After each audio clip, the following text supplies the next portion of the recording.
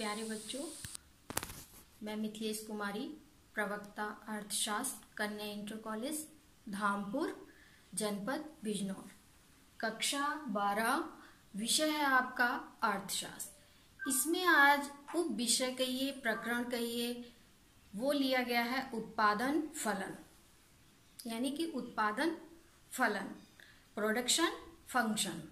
ठीक है, इंग्लिश में आपका क्या कहते हैं, प्रोडक्शन फंक्शन। तो इसको आज हम संक्षिप्त रूप से इसके कुछ महत्वपूर्ण बिंदुओं पर चर्चा करेंगे, प्रकाश डालेंगे। तो इसमें हम आपको बताना चाहते हैं कि जैसे आज के परिप्रेक्ष्य में देखें तो पूरे विश्व में जो आपकी महामारी फैली हुई है उसके कारण से उत्पादन जो है वो क्या है, एक तरीके से बंद हो गया है। उत्पादन की इकाई टोटल बंद है, चाहे वो कुटीर उद्योग हो या लघु उद्योग हो या कोई भी इंडस्ट्री है, वो सब बंद है। तो जब उत्पादन बंद है तो आपकी अर्थव्यवस्था जो है वो निम्न स्तर पे आ गई है, यानी निचले पायदान पे है। तो इसको हम अर्थव्यवस्था के पहलुओं पर, उत्पादन फलन के अन्य पहलुओं पर जो महत्वपूर्ण बिंदु हैं उनके ऊपर अब हम चर्चा करेंगे।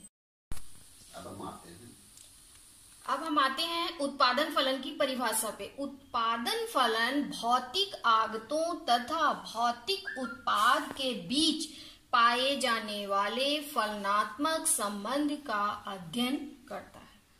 ठीक है, अब हम आपको लेके आते हैं कि उत्पादन के कारक कौन कौन से हैं, यानी इसको आप साधन भी कह सकते हैं, माध्यम भी कह सकते हैं कि उत्पादन किन साधनों के माध्यम से होता है। उत्पादन के लिए भूमि की आवश्यकता है, पूंजी की आवश्यकता है, श्रम की आवश्यकता है, उद्यम की आवश्यकता।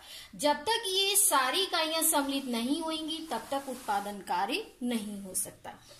भूमि प्रकृति का निःशुल्क उपहार बताया गया है, तो इसकी हम मात्रा को घटा या बढ़ा नहीं सकते हैं।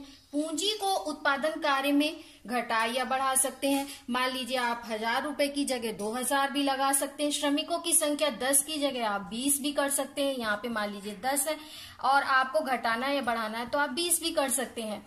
इसके लिए उद्यम यानी साहस भी होना अनिवार्य है। ठीक है, तो ये उत्पादन के कारक कहिए या साधन, ये महत्वपूर्ण बिंदु है। इसके बाद उत्पादन जो है आपका अल्पकाल के अंतर्गत दो स्थितियां होती हैं, एक स्थिर और परिवर्तनशील। यानी कि यही साधन जो आपके उत्पादन के कारक या साधन है, इनमें से हम एक इकाई को अगर स्थिर मान लेते हैं, अन्य साधनों को परिवर्तनशील मान लेते हैं, तो उत्पादन के ऊपर क्या प्रभाव पड़ता है, ये अल्पकाल के अंतर्गत। इसके बाद आता है आपका उत्पादन फलन। उत्पादन फलन की प्रक्रिया में दो महत्वपूर्ण बिंदु होते हैं आपका, उत्पादन यानी आउटपुट, उत्पादन के कारक यानी कि इनपुट। इसके बीच क्रियात्मक संबंध को हम क्या कहते हैं, उत्पादन फलन।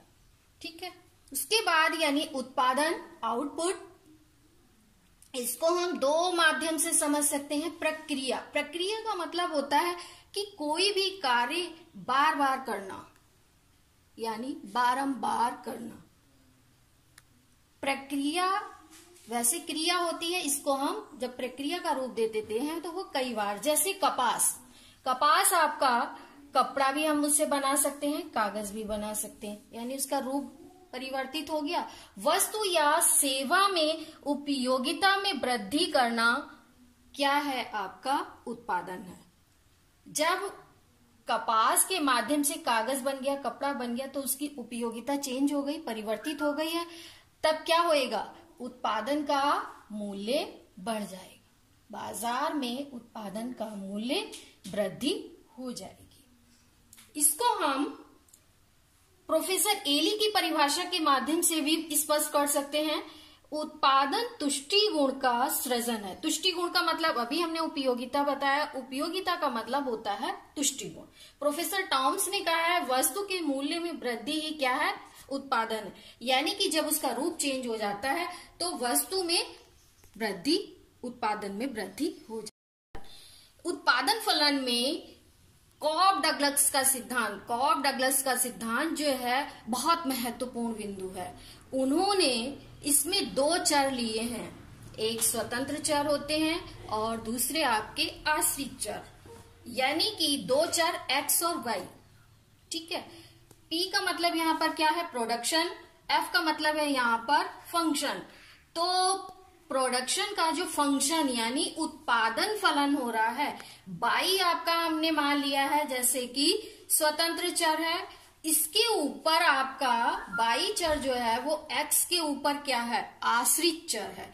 तो ये आपको एक्सप्लेन हो गया है उत्पादन फलन। उत्पादन फलन का मतलब होता है कि किसी भी वस्तु या पदार्थ में उपयोगिता का सृजन कर